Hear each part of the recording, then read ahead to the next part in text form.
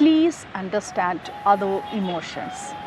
നമ്മളെപ്പോഴും നമ്മുടെ ഇമോഷൻസിനാണ് നമ്മൾ ഏറ്റവും കൂടുതൽ വാല്യൂ കൊടുക്കുന്നത്. നമുക്ക് നമ്മുടെ ഇമോഷൻസാണ് വലുത്.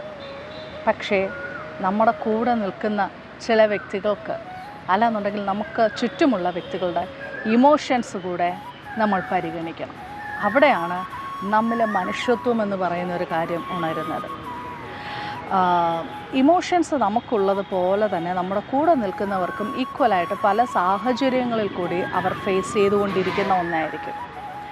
പക്ഷേ പലപ്പോഴും നമ്മൾ നമ്മുടെ ഇമോഷൻസിൻ്റെ അകത്ത് നമ്മൾ ഇങ്ങനെ മുങ്ങിക്കിടക്കുന്നത് കൊണ്ട് തന്നെ നമുക്ക് അവരുടെ ഇമോഷൻസിൻ്റെ ഡെപ്ത് എന്താണെന്ന് നമുക്കറിയാൻ പറ്റത്തില്ല.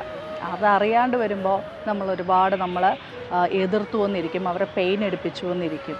പക്ഷേ നമ്മുടെ ചുറ്റുമുള്ളവർക്കും നമുക്ക് ഫീൽ ചെയ്യുന്ന അതേപോലെയുള്ള ഇമോഷൻസ് അവരും ഫീൽ ചെയ്യുന്നുണ്ട് എന്നുള്ളൊരു കാര്യം മനസ്സിലാക്കുക.